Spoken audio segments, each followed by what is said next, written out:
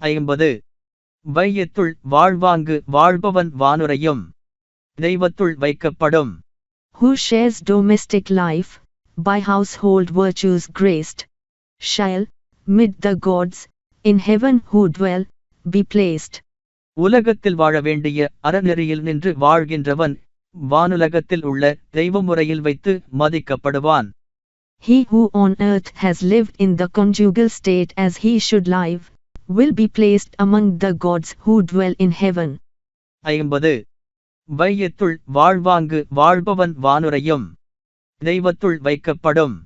Who shares domestic life, by household virtues graced, shall, mid the gods, in heaven who dwell, be placed.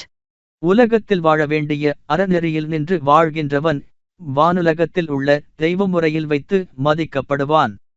He who on earth has lived in the conjugal state as he should live, will be placed among the gods who dwell in heaven.